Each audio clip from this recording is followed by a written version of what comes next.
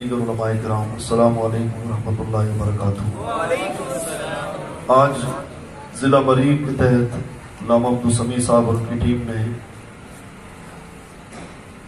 مجدد دوران قائد عالم اسلام فنا فی خاتم النبیین وفضال سید المرسلین عظیم محدث مفسر مدقق محقق مصنف مصلح و مربی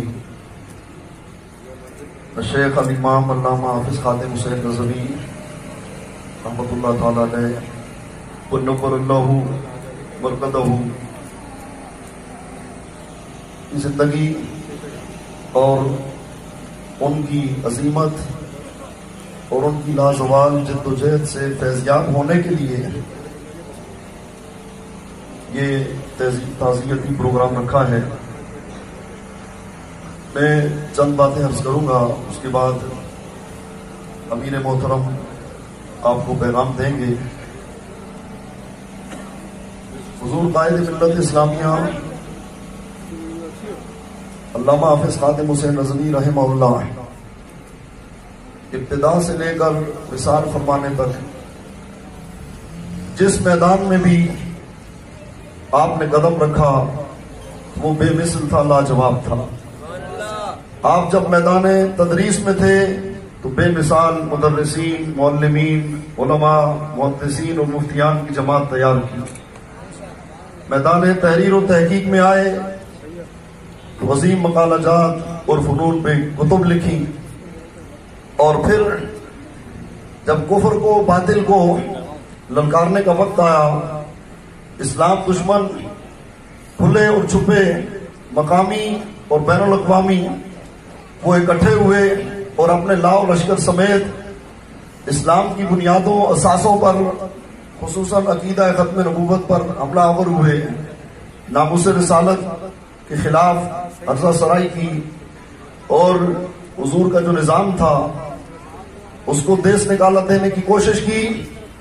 تو یہ مرد قلندر اسی عزم، حوصلے، جذبے، ولولے، ایثار اور اخلاص کے ساتھ میدان میں آیا کہ دنیا نے دیکھا کہ حضرت عمر کی غیرت نظر آتی تھی، امام حسین کا جذبہ نظر آتا تھا، امام احمد ابن حنبل کی استقامت نظر آتی تھی، صلاح الدین ایوبی کی للکار تھی، اور شہاب الدین غوری کی یلغار تھی، امام احمد رضا کی فکر تھی۔ جب وہ مرد قلندر میدان میں آیا اور ہر طرف سے مخالفتیں، حکومت مخالف، ساری سیاسی جماعتیں مخالف، میڈیا مخالف، اور بین الاقوامی شیاطین مخالف، اور منافقین الگ، لیکن وہ مرد قلندر بس امام احمد رضا کے اس شعر کی عملی تفسیر تھا کہ ایک طرف آدائے دی، ایک طرف حاسدی، بندہ تنہا شاہ تم پہ کروڑوں درود۔ بس اپنے آقا مولا کی ذات پر بھروسہ تھا، اعتماد تھا، وہ کھڑے رہے۔ اللہ رب العالمین نے ان کو سرخرو رکھا، نہ ان کی آنکھیں جھکی، نہ ان کا سر جھکا، نہ ان کے قدم رکے، نہ ان کی زبان لڑکھڑائی، نہ ان کے جذبات سرد ہوئے۔ وہ اسی طرح عزم اور حوصلے کی چٹان اور کوئی گرا بنے رہے، اور جو ان سے ٹکرایا پاش پاش ہو گیا۔ جو ان کے ساتھ کھڑا ہوا اخلاص کے ساتھ، اللہ نے اسے بھی بلند کر دیا، اس لیے کہ جو ولی سے ٹکراتا ہے میرے رب کا فرمان ہے کہ میں اس سے اعلان جنگ کرتا ہوں۔ اس مرد قلندر سے، اس دور کے مجدد سے جو ٹکرایا ہے وہ اسی طرح رسوا ہوا ہے جس طرح غوث اعظم شیخ عبد القادر جیلانی کی بے حرمتی کرنے والے، انہیں ستانے والے، ان کا امتحان لینے والے خائب و خاسر ہوئے تھے۔ یہ اس مرد قلندر، اس مجدد کی شان ہے۔ حضور کے غلاموں، الحمدللہ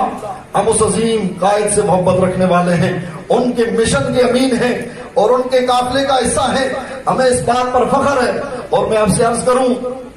آپ نے عوام کی بھی تربیت کی، آپ نے اساتذہ کی بھی تربیت کی، طلبہ کی بھی تربیت کی، علماء کی بھی تربیت کی، وکلاء، ڈاکٹرز،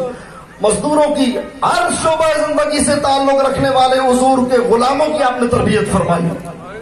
آپ کو اللہ نے یہ شان عطا فرمائی تھی اور یہ عظمت عطا فرمائی تھی کہ جو آپ کی خدمت میں آتا وہ یہی سمجھتا تھا کہ حضور قائد ملت اسلامیہ مجھے سے سب سے زیادہ محبت کرتے ہیں، اور اپنے کارکنوں کے بارے میں فرماتے تھے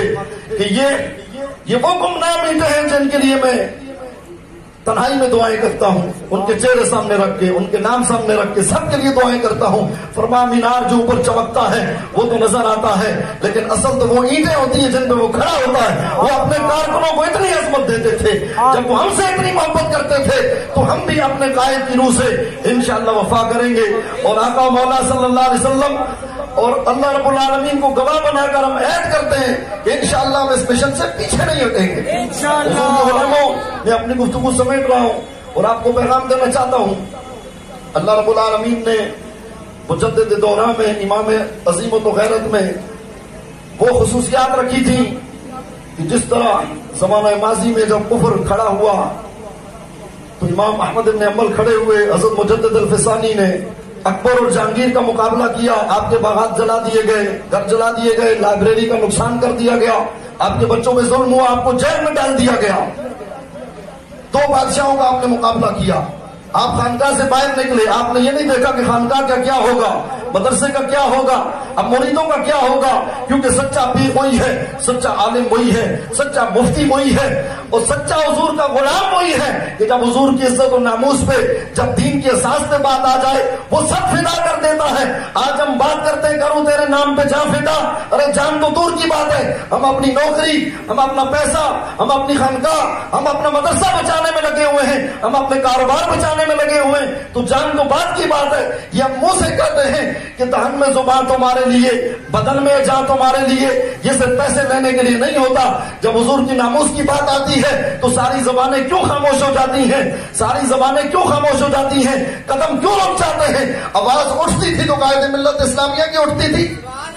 آواز ان کی اٹھتی تھی۔ اب جب اسلام پہ پاکستان میں حملے ہوئے،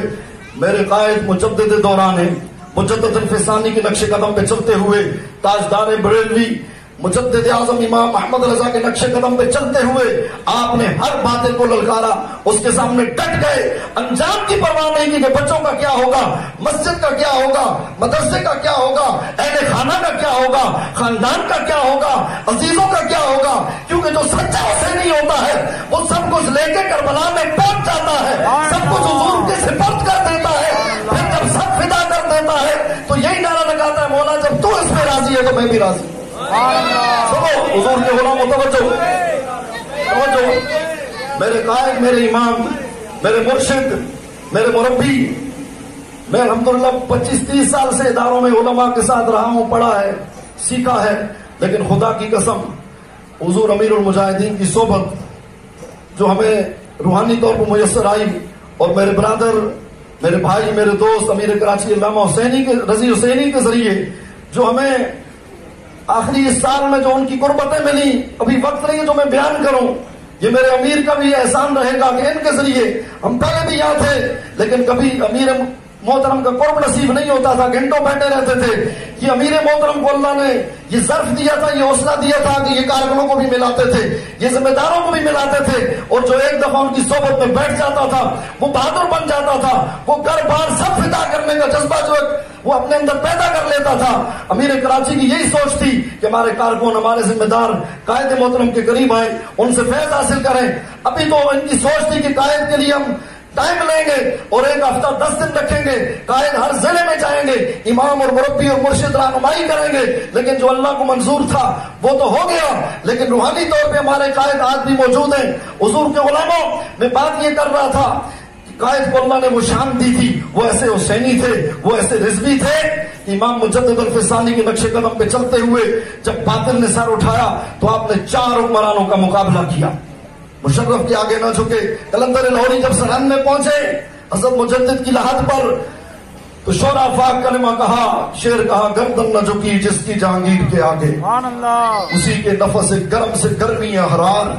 اب میں قلندر لاہوری سے معذرت کے ساتھ کہنا چاہتا ہوں کہ وہاں بھی آپ نے یہ بات کہی، آج اگر آپ زندہ ہوتے، بلکہ میں کہتا ہوں اقبال کی روح جب مرد قلندر کی قبر پہ پہنچے گی تو یہی کہہ اٹھے گی، गर्दन न झुकी जिसकी परवेज के आगे, है उसी के नफस गर्म से गर्मी हरार। गर्दन न झुकी जिसकी सरदारी के आगे, है उसी की नफस गर्म से गर्मी हरार। और गर्दन न झुकी जिसकी नवाजे के आगे, है उसी के नफस गर्म से गर्मी हरार। और गर्दन न झुकी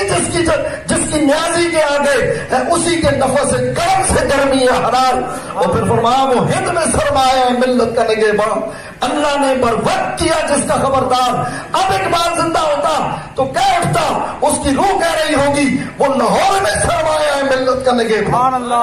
वो लाहौर में सरमाया है मिल्लत का निगहबान, अल्लाह ने बर वक्त किया जिसको खबरदार। आज हुजूर के गुलामों, अब हमें किसी चीज की आदत नहीं, न इधर देखना है न उधर देखना है, बस इमाम और कायद, मुर्शिद और मुरब्बी जिनको अल्लाह ने हर खूबी दी है, सब कमाल उनमें रख दिया है। अब हमें कुछ देखने की जरूरत नहीं, कुछ सुनने की जरूरत नहीं, अल्लाह ने सब दिखा दिया है। बस उनके मिशन के साथ चलना है, उनसे वफा करनी है और सारे बातिल को बता देना है, वो मकामी बातिल हो या इनके सरप्रस्त इंटरनेशनल हो, उनको बता देना है कि जिस तरह हम गोलियों की बुछार में, शेलिंग में, सर्दी में, गर्मी में, दिन में, रात में, कर्जे लेकर, मोबाइल बेचकर, गाड़ियां बेचकर कायद के हुक्म पर पहुंचते थे। इंशाअल्लाह आप ऐद करें,